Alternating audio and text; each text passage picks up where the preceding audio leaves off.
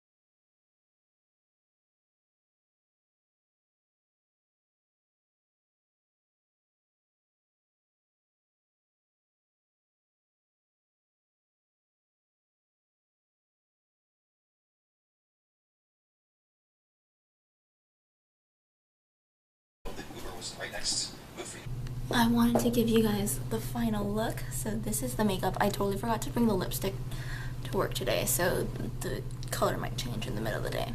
But this is my outfit, which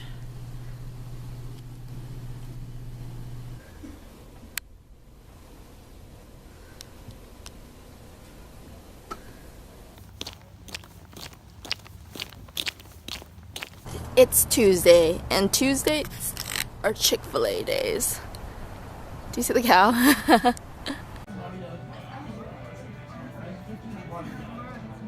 Somebody was parked in my parking spot, and I was like, oh god damn it, I'm so annoyed right now. So I had to circle around this area near my apartment for street parking. Thankfully there is like some guy left, so I ran back to my car and drove it closer. What was I going to say? So today I listened to two very interesting podcast episodes. This one is by Radiolab called How to Be a Hero. And the question that they proposed was, what are people thinking when they risk their lives for someone else? So there is this fund called Carnegie Hero Fund that is sponsored by Andrew Carnegie's family. And every year they have recipients who get like $5,000 because they risk their lives for someone else. And so there's like three stories. One was a lady who saw another woman being mauled by a bull. She climbed through an electrical fence to save her.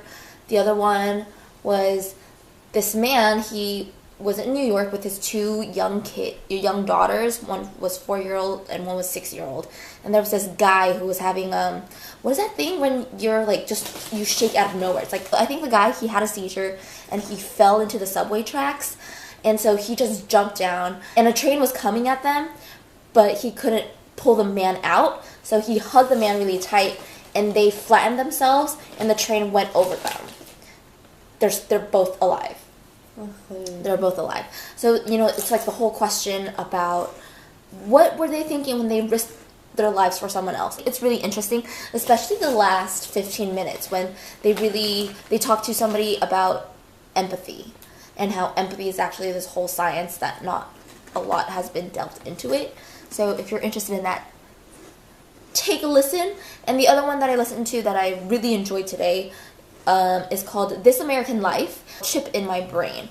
And it's basically the story about this kid who gets a basketball coach, but the basketball coach really believes in the Illuminati and tries to like indoctrinate the kid into Illuminati, basically. Before this episode, I kind of knew what Illuminati was, but I didn't really care to like Google it.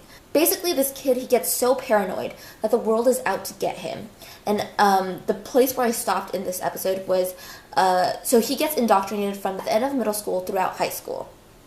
And then the mom found out that this basketball coach she hired was doing this. The kid had to go to therapy to try to like calm himself down and somehow believe that the world is not out to get him. Like, he believed that at the London Olympics, somebody was going to come in around to everybody and implant a chip in everybody's head. The part where I ended up is the kid goes off to college, and he went to a college that was only 2 hours away, so his mom can like pick him up whenever he's feeling anxiety or he just like can't do it.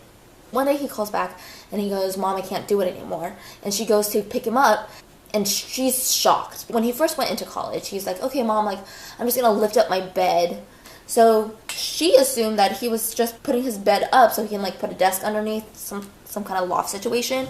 It turns out he lifted his bed only a couple of inches and he would sleep under the bed every single night, which is insane. It was basically like a bunker. It's crazy shit. There's actually one more that I want to talk about, and this one is by 99% Invisible, episode 290, Mini Stories Volume 4. Basically, these stories weren't big enough or too big to put into a podcast. And the one that I found most interesting is that back in the day, the person is called a lexicographer. It is a person who compiles dictionaries. So there was this one lexicographer. He was saying how back in the old days, before computers were invented, they had filing cabinets to put all the words in the dictionary. There was this one file cabinet that was reversed, and the file cabinet was just called backwards. I think that's what he said.